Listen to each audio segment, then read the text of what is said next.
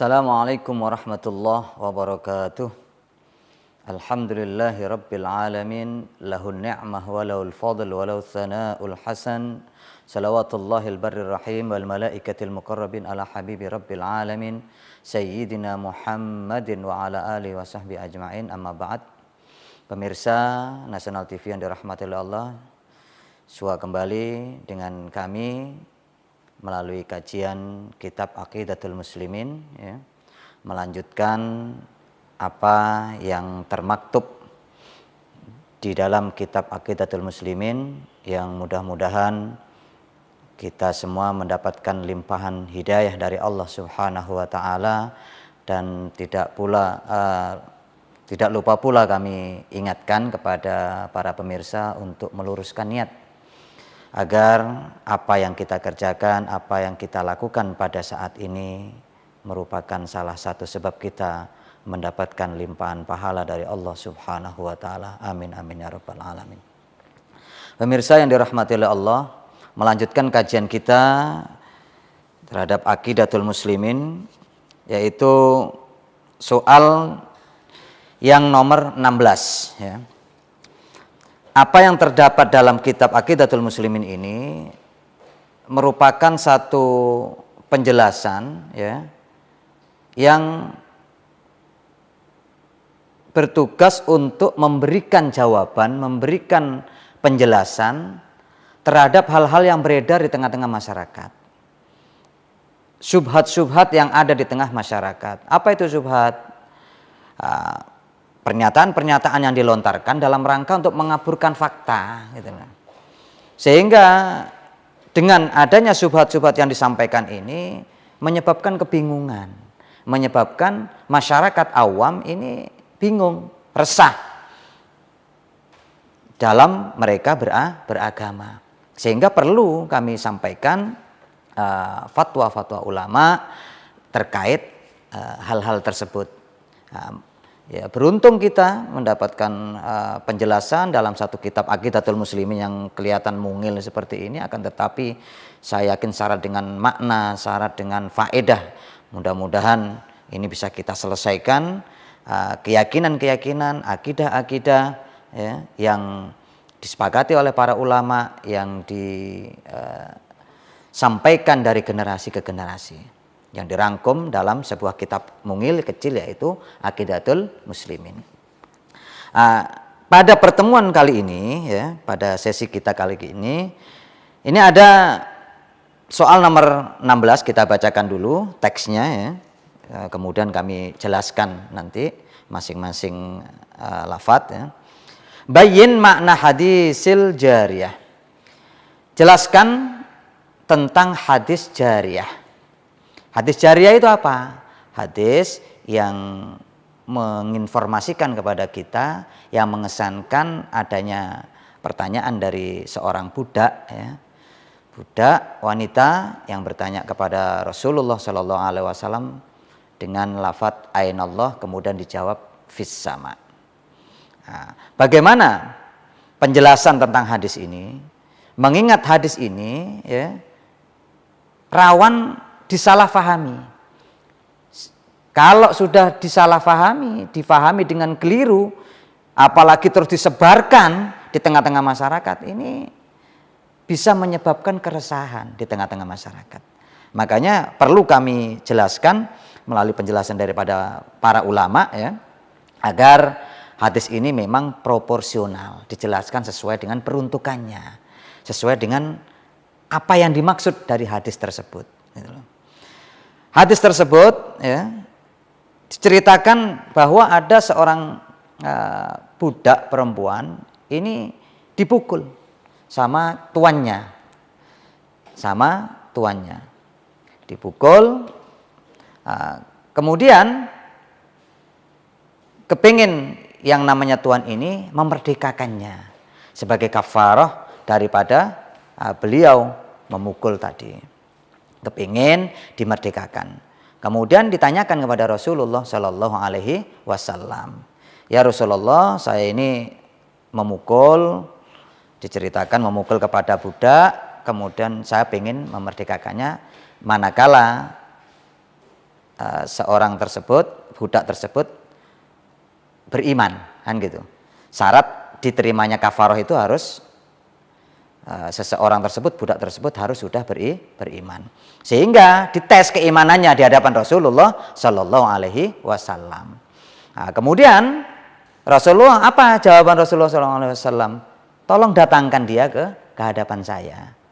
Sehingga Rasulullah bisa langsung menanyakan ya hakikat daripada keimanan seorang budak tersebut. Akhirnya didatangkan budak tersebut di hadapan Rasulullah Shallallahu Alaihi Wasallam. Terus apa yang dilakukan oleh Rasulullah Shallallahu Alaihi Wasallam? Yang ditanyakan apa? Di situ ada pertanyaan, Ainallah, di mana Allah? Ini terkesan secara zahir, secara lahiriah, ini menanyakan tempat. Padahal perlu kita ketahui bersama, dan sudah beberapa episode saya sudah jelaskan bahwa keyakinan Rasulullah Shallallahu Alaihi Wasallam, keyakinan sahabat Rasulullah Shallallahu Alaihi Wasallam, keyakinan ulama di periode tabi'in, ulama salaf, sampai dari generasi ke generasi, sampai sekarang ulama-ulama yang ada memberikan informasi kepada kita, memberikan pemahaman kepada kita bahwa Allah maujudun bila makan, Allah ada tanpa tempat, Allah tidak membutuhkan tempat. Ini sudah keyakinan dari generasi ke generasi dan disepakati oleh ulama sesuai dengan Al-Quran, sesuai dengan Al-Hadis, sesuai dengan riwayat-riwayat yang disampaikan oleh Rasulullah Shallallahu Alaihi Wasallam.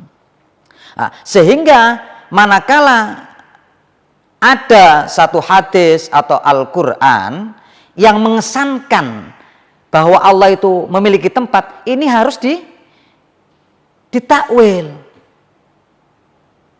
Ya, harus dicarikan makna yang sesuai dengan kemahaagungan Allah dan sesuai dengan bahasa Arab, karena lafadznya menggunakan bahasa Arab sesuai dengan kaidah-kaidah bahasa. Sehingga tidak bisa langsung kita terjemah begitu saja. Nah, ini termasuk hadis ini yang rawan disalah artikan, karena sepintas ketika pertanyaan Ainallah, di mana Allah, kalau kita belajar bahasa Arab, aina itu diartikan di mana. Padahal keluasan bahasa Arab ini sudah terbukti ya, ada.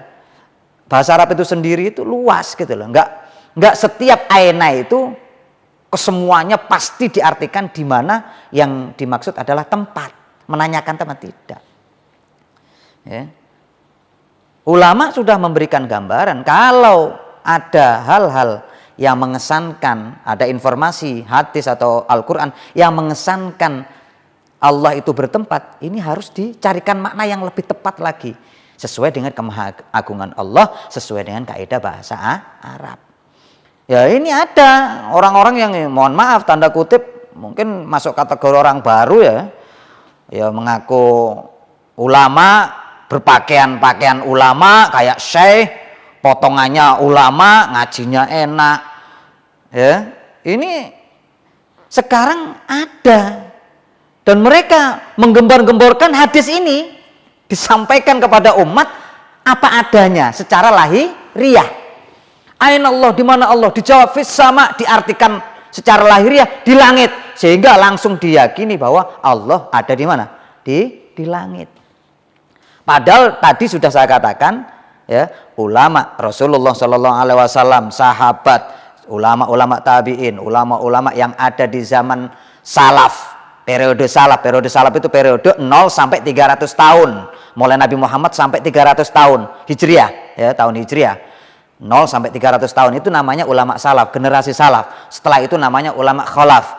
Sampai sekarang itu keyakinannya Allah ada tanpa tempat, tidak bertempat, karena Allah tidak membutuhkan tempat. Yang menciptakan tempat Allah, ya. Allah ada sebelum adanya tempat. Setelah menciptakan tempat, Allah tetap ada tanpa tempat. Jangan sebelum ada tempat Allah ada di mana, kan gitu. Kalau di logika, kan gitu. Kalau kita berkeyakinan Allah ada di langit, langit ini makhluk. Allah ada di atas aras, aras ini juga makhluk ciptaan Allah. Sebelumnya tidak ada, kan gitu. Sebelum ada langit, sebelum ada aras, Allah ada di mana terus? Kalau Masa sebelumnya tidak bertempat, setelah menciptakan tempat, Allah bertempat? Ya, aneh, berubah. Nah, berubah itu tanda daripada makhluk. Tanda yang paling kuat adalah dirinya adalah makhluk, bukan pencipta. Allah itu ada tanpa tempat. Hati-hati. Ini sekarang digelontorkan hadis ini, akhirnya membuat masyarakat bingung. Rata-rata ayat atau hadis ini diambil yang secara zahir, secara lahiriah, seakan-akan Allah bertempat gitu. Apalagi ini jelas fis sama, seakan-akan secara lahiriah Allah itu ada di langit. Padahal ulama tidak ada yang menyatakan Allah ada di, tidak ada. Mulai zaman Nabi Muhammad, zaman sahabat, zaman tabi'in, ini belum.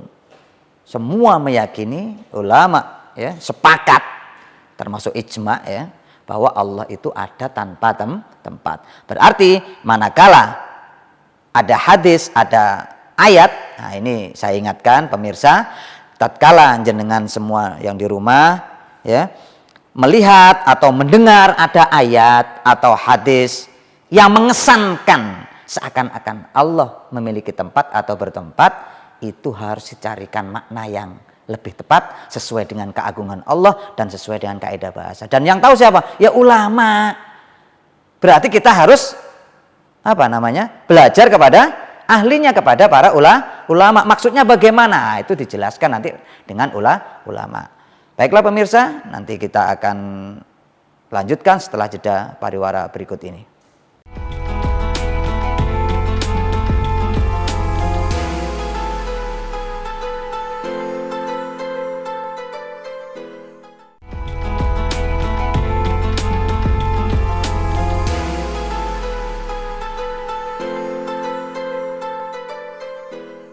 Pemirsa yang dirahmati oleh Allah, melanjutkan keterangan terkait dengan hadis jariyah tadi, hadis yang mengesankan Allah ada di langit, dijawab ya oleh seorang budak tadi bahwa Allah fis sama. Ini bagaimana komentar ulama? Bagaimana ulama mensikapi hadis ini? Secara garis besar ulama punya dua pendapat ya. Yang pertama ya, ada ulama yang menganggap hadis ini adalah hadis dhaif. Hadis dhaif. Hadis itu hadis lemah. Ya, kalau sudah lemah berarti nggak bisa dipakai, nggak bisa dijadikan landasan atau dasar kita berargumentasi yang melandasi keyakinan kita, berkeyakinan bahwa Allah ada di langit, tidak, nggak bisa dipakai. Lah kenapa kok bisa dhaif? Nah, alasan kedhaifannya apa? Nah, pertama, hadis ini diriwayatkan dengan berbagai alfad, diriwayatkan dengan berbagai lafad, tidak satu lafad, ya, lafadnya bermacam-macam. Sehingga selain bermacam-macam, maknanya juga saling bertentangan. Sehingga tidak bisa dijadikan alasan untuk kita berargumentasi dengan satu hadis ini. Dan secara derajat keabsahan hadis dengan yang bertentangan tadi itu selevel, sama-sama kuat. Sehingga hadis ini menurut ulama disebut hadis muttarib. Muttarib itu artinya goncang, tidak bisa teguh kukuh, bisa kita jadikan pedoman, tidak bisa. Ya, yang jelas hadis ini adalah hadis masuk kategori muttarib. Muttarib itu apa? Hadisnya lemah, sudah nggak bisa dipakai. Alasan pertama itu, hadis ini lemah karena muttarib, karena diriwayatkan oleh berbagai riwayat. Karena riwayat-riwayat yang lain banyak gitu disebutkan. Bahkan, mohon maaf tanda kutip, dia itu nabrak hadis yang lebih tinggi derajatnya, kekuatan keabsahannya itu lebih tinggi, yaitu hadis tentang umirtu an uqatila an-nas ayyashhadu alla ilaha illallah wa anni rasulullah. Ada satu hadis yang menyatakan bahwa saya diperintahkan oleh Allah Subhanahu wa taala. Ini hadisnya mutawatir, diriwayatkan oleh 15 sahabat. Ini masuk kategori mutawatir. level tertinggi di dalam ilmu hadis, di dalam derajat keabsahan sebuah hadis. Itu bertabrakan, malah bertabrakan dengan apa yang termaktub dalam hadis tadi. Umirtu an uqatilan nas hatta yashhadu an la ilaha illallah wa anni rasulullah. Saya diperintah untuk memerangi orang-orang sehingga mereka bersaksi bahwa tiada Tuhan yang berhak disembah kecuali Allah dan saya sebagai utusan Allah. Ini bertabrakan dengan hadis ini. Ya. Pemirsa yang dirahmati oleh Allah, yang pertama tadi saya katakan, hadis ini pendapat ulama yang pertama, kelompok yang pertama adalah mengatakan hadis ini lemah, dhaif. Karena ittirab, karena muttarib. Karena muttarib. Apa itu muttarib? Tadi saya katakan diriwayatkan dengan berbagai lafaz-lafaz dengan derajat keabsahan yang setara. Kekuatannya sama. Bahkan ada riwayat yang lebih tinggi, riwayatnya yang bertabrakan. Sehingga tidak bisa dijadikan dasar untuk berargumentasi bahwa Allah itu berada di atas langit. Nah, gitu. Yang kedua, hadis ini menabrak yang namanya usul, prinsip akidah umat Islam. Di dalam menghukumi seseorang itu mukmin atau tidak, beriman atau tidak. Tadi kan disebutkan hadisnya bercerita tentang seorang budak untuk menguji keimanannya, ditanya ainallah, kan gitu. Di mana Allah, kan gitu. Dijawab fis sama, di langit. Kemudian Rasulullah i'tikha fa innaha mu'minah. Bebaskan, merdekakan dia karena dia mukminah.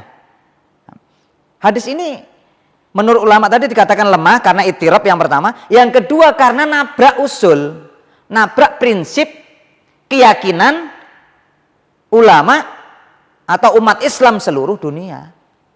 Prinsipnya apa? Seseorang dihukumi muslim atau mukmin itu bukan ditanya di mana Allah, tapi bagaimana umumnya? Bersahadat. Syahadat dulu, asyhadu an la ilaha illallah. Kalau mau Islam, dia bersahadat dulu, berkeyakinan bahwa tiada Tuhan selain Allah, bahwa Muhammad adalah Rasulullah, baru Islam. Ini seluruh umat sudah sepakat itu. Prinsip agama Islam tidak ditanya. Ibaratnya ada seseorang mau masuk Islam, dites keimanannya, dia Islam apa enggak. Ditanya, Allah di mana? Apa gitu? Kan tidak. Ada orang non muslim kepengen masuk Islam, ditanya bagaimana? Bagaimana cara masuk Islam? Harus bersyahadat, kan? Asyhadu an la ilaha illallah wa asyhadu anna Muhammadan Rasulullah. Bukan ditanya di mana Allah. Oh, kamu sudah mukmin, sudah gitu aja. Tidak, ma'asyiral hadirin jamaah yang dirahmati oleh Allah.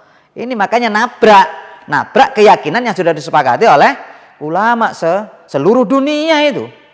Bahwa seseorang dihukumi sebagai muslim atau mukmin manakala dia bersyahadat, bersaksi bahwa tiada Tuhan selain Allah dan bersaksi pula bahwa Nabi Muhammad sallallahu alaihi wasallam sebagai utusan Allah, itu baru mukmin. Sehingga ulama yang pertama, kelompok pertama ini menganggap oh ini sudah tidak sah, dhaif. Hadis ini lemah, nggak bisa dipakai karena dua hal. Alasan pertama karena ittirab. Apa ittirab tadi? Ya. Hadis ini diriwayatkan dengan lafaz-lafaz yang berbeda dan saling bertentangan.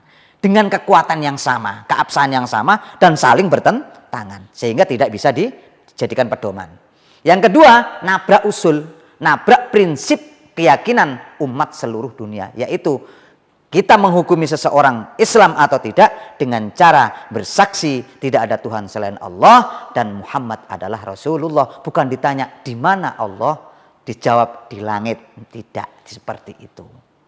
Sehingga ada hadis atau ayat yang mengesankan Allah ada di suatu tempat, ini harus dipalingkan. Ya, tidak boleh dijadikan pedoman karena nabrak yang namanya usul tadi, nabrak terhadap prinsip-prinsip dasar keyakinan daripada umat Islam seluruh dunia. Ini kelompok yang pertama. Ya, kelompok yang pertama meyakini bahwa hadis ini masuk kategori hadis lemah. Tidak bisa dijadikan pedoman dengan dua alasan tadi. Pertama ittirab, yang kedua menabrak prinsip-prinsip ya, keyakinan umat Islam seluruh dunia. Yang kedua, ulama berpendapat hadis ini bisa diterima, sahih. Menurut versi ulama, ada yang menyatakan sahih. Namun maknanya, maksudnya ini harus ditakwil. Apa itu takwil? Memalingkan makna lahiriah ke makna yang sesuai dengan kemahabesaran, kemahaagungan Allah Subhanahu wa taala dan sesuai dengan kaidah bahasa Arab. Harus dipalingkan, tidak boleh dimaknai secara lahiriah. Sebagaimana yang disampaikan oleh di sini disebutkan An-Nawawi. Qala An-Nawawi fi syarhihi, beliau menyebutkan ya, Imam Nawawi dalam syarah Muslimnya alal hadis, terhadap hadis jariyah tadi, bahwa qaul ainallah, bahwa ucapan di mana Allah, pertanyaan di mana Allah itu su'alun 'anil makanah, soal pertanyaan tentang kedudukan Allah, bukan tentang tempatnya Allah. Ya. Jadi Imam Nawawi menyatakan seperti itu. Di dalam mensyarah, di dalam menjelaskan hadis tadi itu. Imam Nawawi menyebutkan bahwa yang dimaksud dengan qaul ainallah, ucapan ainallah di mana Allah itu maksudnya adalah seberapa besar pengagunganmu terhadap Allah. Seberapa besar pengagunganmu terhadap Allah. Ma'tiqaduki minat ta'zim fillah. Nah, seberapa besar pengagunganmu terhadap Allah. Dijawab fis sama, maknanya apa? Bukan di langit, bukan karena yang ditanyakan bukan tempat, tapi kedudukan. Rafi'ul qadri jiddan. Yaitu Allah sangat agung ya. Di hadapan beliau ini sangat tinggi pengagungannya ya, terhadap Allah Subhanahu wa taala. Sehingga dan di sini disebutkan wala yajuzu i'tiqad anna Rasul sa'alaha anil makan, dan tidak boleh diyakini bahwa Rasulullah sallallahu alaihi wasallam tanya tentang tempat, tidak boleh. Tidak boleh diyakini bahwa Rasulullah itu tanya tentang tempat. Ini penjelasan Imam Nawawi. Itulah. Seseorang, Imam Nawawi ini yang mensyarah ya. Seorang ulama yang mensyarah, menjelaskan hadis. Memang spesialisasinya di bidang hadis. Beliau mengomentari tentang hadis ini, pensyarah hadis ini. Beliau menyampaikan bahwa yang dimaksud pertanyaan ainallah itu bukan soal tentang makan, tentang tempat, akan tetapi anil makanah, tentang kedudukan. Jawabannya di langit, maksudnya adalah sangat tinggi sekali pengagungan saya kepada Allah. Bukan berarti di langit, tempatnya di langit, bukan itu. Ya. Ini yang menyatakan bahwa hadis itu masuk kategori hadis apa? Sahih, bisa diterima. Cuman maknanya jangan dimaknai secara lahiriah, secara zahir, tidak. Karena hadis ini masuk kategori hadis mutasyabihat. Ya, hadis yang memiliki kemungkinan makna lebih dari satu. Sehingga ulama memberikan gambaran terhadap hadis ini bahwa tatkala kita menganggap hadis ini mengikuti ulama yang menyatakan bahwa hadis ini masuk kategori sahih, bisa diterima, namun pemaknanya yang harus kita sesuaikan, yaitu harus kita takwil. Jadi tadi sudah kita katakan, yang pertama ulama menyatakan bahwa hadis tersebut dhaif karena dua hal. Yang pertama karena ittirab, karena masuk kategori hadis muttarib, Apa hadis mudharib itu? Hadis yang diriwayatkan dengan lafadz-lafadz yang berbeda-beda, dengan kekuatan derajat yang sama, bahkan melampaui, ada yang lebih tinggi ya derajatnya dalam keabsahan, dalam kesohihan, ya. Sementara maknanya saling bertabrakan, sehingga ulama menghukumi hadis ini masuk kategori hadis mudharib. Yang kedua, nabrak usul. Nabrak usul yaitu apa? Keyakinan, prinsip-prinsip keyakinan ulama seluruh dunia yang menyatakan bahwa tatkala seseorang dihukumi Islam atau mukmin dengan cara ditanya syahadatnya, bersaksi bahwa tiada Tuhan selain Allah dan Muhammad sebagai Rasulullah, bukan ditanya aina Allah. Tapi ketika orang non muslim mau masuk Islam, cara masuknya dengan cara apa? Membaca 2 kalimat syahadat, ya kan? Itu keyakinan seluruh dunia. Bukan ditanya aina Allah, ya, bukan ditanya di mana Allah. Ini kelompok ulama yang pertama di dalam mensikapi hadis jariyah tadi. Yang kedua, ada ulama yang menganggap ini dianggap sahih, oke, sahih. Akan tetapi tidak boleh dimaknai secara zahir, tidak boleh dimaknai secara lahiriah, harus ditakwil. Takwilan yang disampaikan oleh Imam Nawawi, aina di sini diartikan dengan soal, pertanyaan yang menanyakan tentang makanah, bukan tentang makan, bukan menanyakan tentang tempat, tapi menanyakan tentang kedudukan. Seberapa tinggi pengagunganmu terhadap Allah? Dijawab, saya sangat mengagungkan Allah. Ya, alil qadri jiddan, sangat tinggi pengagungan saya terhadap Allah Subhanahu wa taala. Ini sikap daripada ulama terhadap hadis jariyah. Selanjutnya kita akan lebih jelaskan secara detail terkait dengan hadis jariyah ini setelah pariwara berikut ini.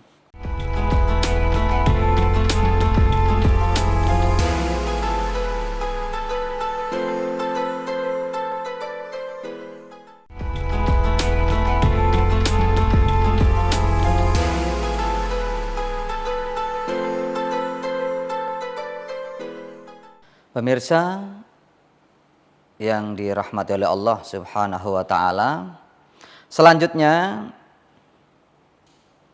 bagaimana tatkala ada seorang yang sudah kita jelaskan tadi terkait dengan sikap ulama, ya, terhadap ulama, sikap ulama terhadap hadis Nabi Muhammad SAW, hadis jariyah tadi. Sudah diberikan keterangan bahwa hadis itu disikapi dengan 2 hal, dinyatakan dengan dhaif, ada yang pertama dhaif, yang kedua adalah sahih. Namun yang mendhaifkan jelas ya sudah nggak bisa dipakai hadis itu. Kalau yang menyatakan itu sahih, namun maknanya harus ditakwil. Tatkala kita mengungkapkan hadis ini dengan pendapat ulama yang pertama menganggap hadis ini dhaif, kadang ada yang menyatakan, loh kok bisa? Padahal itu diriwayatkan oleh Sahih Muslim. Padahal kalau hadis itu diriwayatkan oleh rawahu Muslim, ini sudah jelas kesahihannya, terkenal dengan kesahihannya. Perlu kita ketahui bersama bahwa ada beberapa di Sahih Muslim, ini menurut ulama, ada beberapa yang dianggap dhaif gitu loh, dianggap lemah oleh ulama. Meskipun diriwayatkan oleh Imam Muslim. Di antaranya itu adalah hadis Rasulullah SAW yang memberikan komentar kepada seorang laki-laki yang menyatakan begini, inna abi wa abaka finnar. Sesungguhnya bapakku dan bapakmu itu masuk neraka.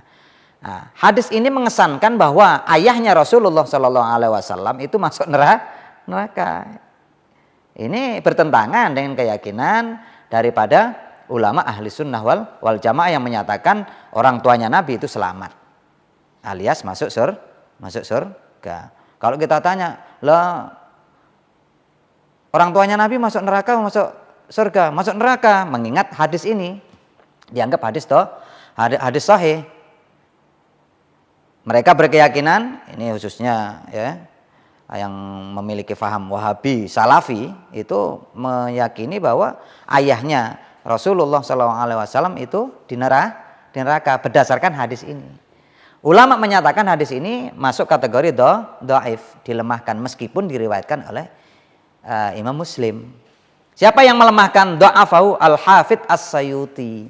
Al-Hafidz As-Suyuti beliau mendhaifkan dalam kitabnya Al-Hawi lil Fatawi. Ya. Ini yang mendhaifkan bukan saya pribadi tidak, tapi seorang hafidz yang bernama siapa?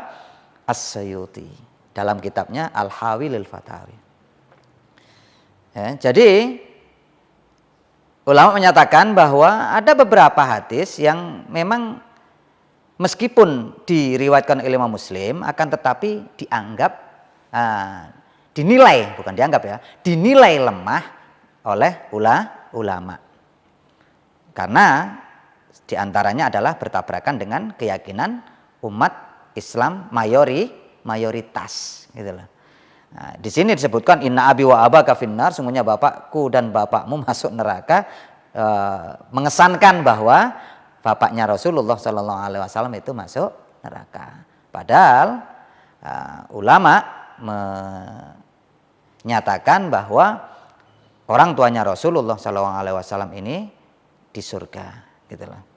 Ini diantara hadis yang diriwayatkan oleh Muslim, akan tetapi dinilai dhaif oleh ulama, termasuk di sini disebutkan oleh Imam Suyuti dalam Al-Hawi lil Fatawi, dalam kitab Al-Hawi lil Fatawi. Kemudian hadis lain yang diriwayatkan oleh Muslim juga, riwayat Anas bin Malik. Bagaimana isinya? Shallaitu khalfa Rasulillah sallallahu alaihi wasallam. Saya salat di belakang Rasulullah sallallahu alaihi wasallam, wa Abi Bakar, dan di belakang Abu Bakar, wa Umar, dan Umar ya radhiyallahu anhuma.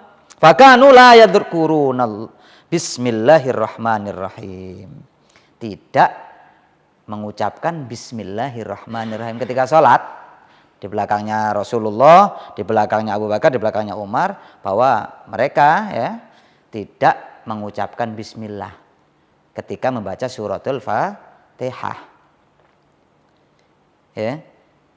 Hadis ini dilemahkan oleh siapa? Dha'afahu Asy-Syafi'i. Dilemahkan oleh Imam Syafi'i. Ya, tidak masuk kategori yang sahih.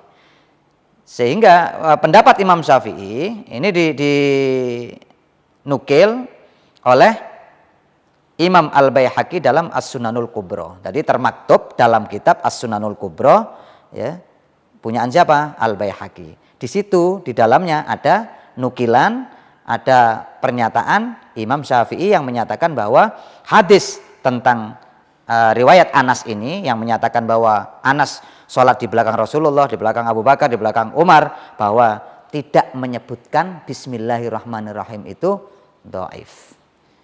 Yang menilai dhaif siapa? Imam Syafi'i. Nah, jadi ini bukti bahwa ada beberapa hadis-hadis Rasulullah Shallallahu Alaihi Wasallam yang diriwayatkan oleh Imam Muslim itu dinilai dhaif oleh ulama, ya. Ya, termasuk hadis jariyah tadi. Jadi enggak otomatis riwayat Muslim pasti mutlak 100% itu langsung otomatis sahih, tidak. Ternyata ada beberapa ya yang dinilai dhaif oleh ulama, termasuk tadi hadis yang menyatakan bahwa orang tuanya Nabi di neraka ini didhaifkan oleh Imam Al-Hafidz As-Suyuti dalam kitab Al-Hawi lil Fatawi. Terus kemudian bismillahirrahmanirrahim ya tidak dibaca ketika sholat.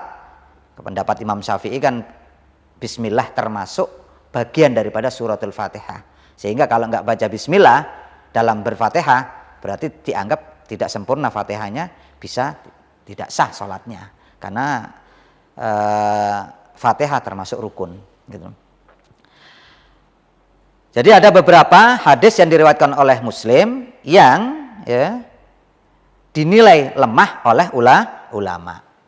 Itu manakala kita seandainya dibantah ya, oh ini hadisnya kan diriwayatkan oleh Muslim. Ya, benar. Akan tetapi hadis tersebut dinilai lemah oleh ulama ya. Dinilai lemah oleh ulama. Seandainya dinilai sahih pun, seandainya memilih pendapat yang sahih terhadap hadis jariah tadi itu pun harus ditakwil, dipalingkan dari makna zahirnya ke makna yang sesuai dengan keagungan Allah dan sesuai dengan tata bahasa Arab itu. Hadirin pemirsa yang dirahmati oleh Allah Subhanahu wa taala, ini keterangan tatkala jenengan mendapatkan respon ketika kita menjelaskan hadis tadi sudah, oh hadis ini diterangkan ulama ada dua pendapat, ada yang mendhaifkan, ada yang mensahihkan. Yang dhaif alasannya dua. Pertama karena hadisnya muttarib, diriwayatkan oleh beberapa riwayat derajatnya sama namun bertentangan maknanya sehingga dia masuk kategori ittirab, muttarib, lemah, tidak bisa dipakai. Yang kedua karena nabrak usul. Itu alasan yang mendhaifkan. Kalau yang mensahihkan, oke, sahih bisa diterima, akan tetapi maknanya harus ditakwil. Takwilnya bagaimana? Pertanyaan ainallah itu maknanya seberapa besar pengagunganmu terhadap Allah? Dijawab fisama, maksudnya adalah Allah sangat agung, ya, derajatnya. Itu ya diantara yang perlu kita fahami, hadirin yang dirahmati oleh Allah. Selanjutnya hadis jariah tersebut, ya, hadis jariah tersebut, manakala dipaksakan, ini dipaksakan maknanya secara lahiriah, ini pasti bertabrakan dengan hadis-hadis lain, gitu loh. Makanya ulama sudah mengantisipasi itu. Kalau ini diartikan secara tekstual, secara lahiriah, secara zahir, pasti akan bertabrakan dengan hadis-hadis atau dengan ayat-ayat Al-Quran yang mengesankan Allah ada tempat. Makanya ulama wanti-wanti, pokoknya manakala kita ketemu dengan ayat, ketemu dengan hadis yang mengesankan Allah ada tempatnya, itu langsung kita carikan makna. Yang mencari bukan kita ya, maksudnya ulama itu mencarikan makna yang sesuai dengan keagungan Allah dan sesuai dengan kaidah bahasa Arab. Nah, tatkala kita memaksakan diri, oh ini harus tetap nggak bisa, pokoknya Allah ada di atas langit, ini pasti akan bertabrakan dengan ayat atau dengan hadis. Apa saja di antara ayat-ayat yang bisa bertabrakan dengan makna hadis tersebut? Ini di antara yang bisa kita sampaikan, ya. Pertama adalah dengan hadis yang mutawatir tadi yang sudah kita sampaikan. Umirtu an uqatilan nas, hadis mutawatir menyatakan, umirtu an uqatilan nas hatta yashhadu an la ilaha illallah wa anni rasulullah. Ini yang pertama. Saya diperintahkan oleh Allah untuk memerangi, ya, untuk memerangi orang-orang sehingga mereka bersaksi tiada Tuhan selain Allah dan saya, maksudnya Muhammad, adalah sebagai utusan Allah. Ini hadisnya mutawatir. Diriwayatkan oleh 15 orang sahabat ya, 15, dan ini sangat tinggi sekali. Ini bertabrakan dengan hadis jariah tadi, ainallah, bertabrakan dengan ini. Karena hadis ini merupakan satu kaidah yang bisa dipakai, ya, merupakan usul, prinsip-prinsip dasar, prinsip-prinsip pokok ketika kita menghukumi seseorang muslim atau tidak, yaitu dengan cara apa? Syahadat. Dan ini yang dijadikan pedoman oleh ulama. Dan ini bertabrakan dengan hadis jariah tadi yang menyatakan di mana Allah, dijawab di langit tadi. Ini yang pertama, tabrakan yang pertama dengan ayat hadis yang mutawatir. Hadisnya mutawatir, lebih tinggi derajatnya dibanding hadis jariah tadi. Hadis tentang budak yang bertanya kepada Rasulullah, yang ditanya oleh Rasulullah Shallallahu Alaihi Wasallam, di mana Allah? Kemudian dijawab fis sama, itu lebih tinggi derajatnya, ya. Sehingga ini menyebabkan kalau sudah bertabrakan, kita pilih yang mana, kan gitu. Kalau dari sisi derajat hadis, jelas tinggi hadis umirtu an uqatilan nas hatta yashhadu an la ilaha illallah wa anni rasulullah, daripada hadis jariah ainallah dijawab fis sama. Kalau dilihat dari sisi derajat hadisnya. Ya, keabsahan, derajat keabsahan sebuah hadis. Nah, itu sudah nabrak prinsip tadi. Nah, kemudian juga bertabrakan dengan hadis Rasulullah Shallallahu Alaihi Wasallam. Ini ada sebuah hadis yang berbunyi, anna Nabi Shallallahu Alaihi Wasallam qala, inna ahadakum idza qama fi salatihi fa innahu yunaji rabbahu au inna rabbahu bainahu wa bainal qiblah fala yabzuqanna ahadukum qibala qiblatihi walakin an yasarihi au tahta qadamaihi. Ini hadis Rasulullah Sallallahu Alaihi Wasallam, ya. Dan hadis ini, wahadal hadis, kata Syekh Tariq Al-Laham, ya, beliau menyatakan hadal hadis aqwa isnadan, lebih kuat sanatnya min hadisil jariyah. Ini lebih kuat daripada hadis jariyah. Wa akhrajahu Ahmad fi musnadi, diriwayatkan oleh Imam Ahmad di dalam musnadnya. Nah, nanti kita akan coba jelaskan hadis ini, ya, setelah yang lewat ini.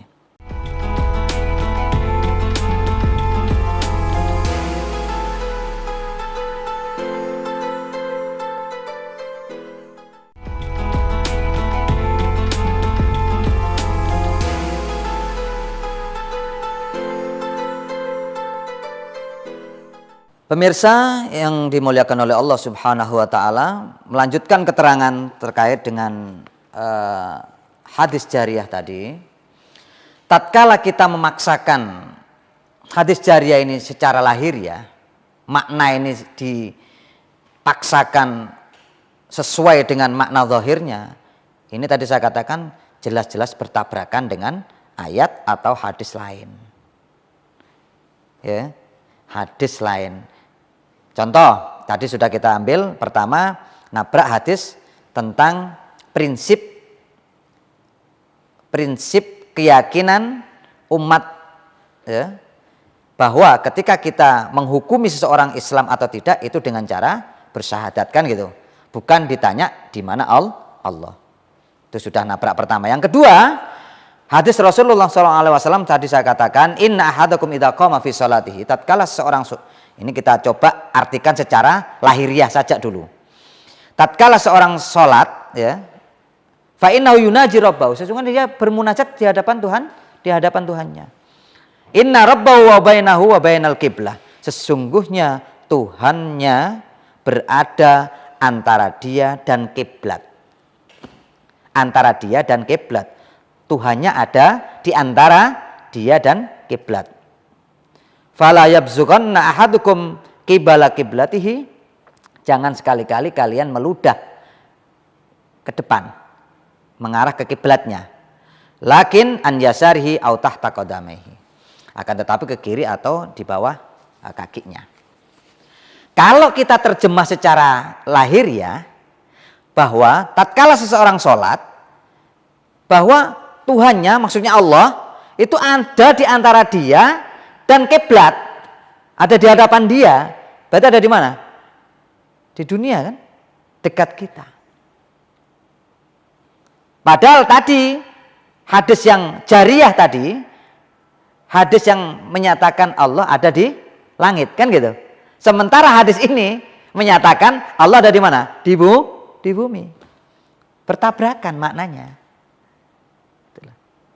Kalau dipaksakan hadis-hadis atau ayat-ayat yang mengesankan Allah bertempat ini dipaksakan secara lahiriah, akan bertabrakan. Hadis yang pertama menyatakan bahwa Allah ada di langit, hadis yang ini menyatakan Allah ada di mana? Di bumi, di antara orang yang sholat dengan kiblat Ka'bah, kan gitu. Selanjutnya ada hadis lagi.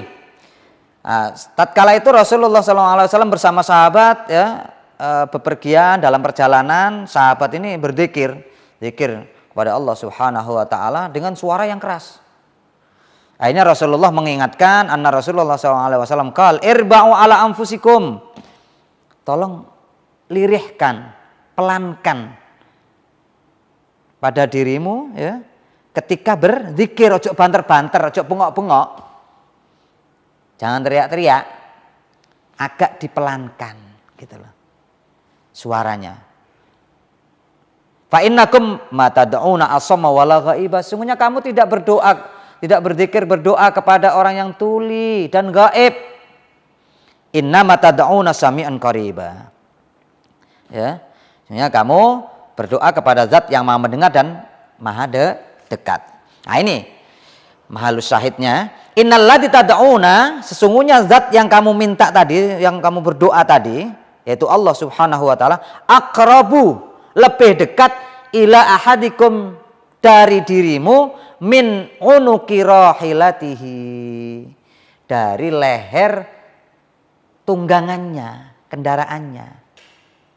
Kalau hadis ini diterjemah, diartikan secara lahiriah, mengesankan bahwa Allah berada di mana? Lebih dekat daripada antara dia dengan leher tunggangannya, karena dia naik onta atau kuda, berarti di antara lehernya onta atau kuda itu tadi dengan dirinya. Berarti Allah dekat di situ, ada di dunia. Makanya kalau hadis atau ayat itu mengesankan adanya tempat, ini ulama memalingkan maknanya dari makna zahir, memalingkan maknanya dari makna lahiriah, dicarikan makna yang sesuai dengan kemahaagungan Allah Subhanahu wa taala dan sesuai dengan kaidah bahasa Arab. Loh, ini kalau dipaksakan hadisnya harus sesuai dengan zahirnya, ya tabrakan semua. Ini ada di antara Allah, ada di antara yang penunggang kendaraan dengan lehernya kendaraannya, leher daripada binatang tunggangannya. Yang tadi hadis sebelumnya antara dia dengan kiblatnya, antara orang sholat dengan kiblatnya. Yang tadi, yang pertama hadis jariyah mengesankan bahwa Allah ada di langit. Terus yang betul yang mana? Allah ada di mana? Ada di langit atau ada di antara orang yang sholat tadi atau di antara orang yang menunggang kuda tadi? Ini uniknya, anehnya, bukan unik saja, aneh dari orang-orang yang memiliki paham Wahabi Salafi, ya. Mereka tatkala ada hadis yang mengesankan ketinggian, diterjemah, diartikan secara lahiriah. Akan tetapi kalau mengesankan Allah ada di bumi, ini langsung diartikan ditakwil, dicarikan makna yang sesuai. Jadi mereka pilih tebang gitu loh. Kalau ulama ahli sunnah tidak, setiap hadis atau Al-Quran yang mengesankan Allah bertempat, baik di langit, di bumi, dimanapun, ya, ini langsung dicarikan makna, ditakwil langsung, tidak pilih-pilih. Nah, kalau Salafi Wahabi ini milih-milih, yang ditakwil sesuai dengan hawa nafsunya, nggak fair. Ketika ada ayat atau hadis yang mengesankan Allah berada di atas, itu diartikan secara tekstual, secara lahiriah, dipaksakan, ngotot, pokoknya harus seperti ini. Tapi ketika hadis atau ayat mengesankan Allah ada di bawah, ada di bumi, mereka ini harus dicarikan makna yang sesuai. Jadi pilih-pilih maknanya. Padahal ayatnya satu paket, ayat mutasyabihat atau ayat hadis-hadis mutasyabihat. Ini anehnya di situ. Enggak fair, ya. Makanya ketika mentakwil, mentakwil. Tapi ketika ngomong Allah ada di langit, enggak boleh ditakwil. Bahkan takwil itu dianggap faham yang menyimpang dari faham ahli sunnah menurut mereka. Mereka mengakunya ahli sunnah. Tapi kenyataannya tidak seperti itu. Menabrak pendapat, menabrak keyakinan-keyakinan ulama ahli sunnah wal jamaah. Ini pemirsa yang dirahmati oleh Allah Subhanahu wa taala, jenengan harus ekstra hati-hati, ya.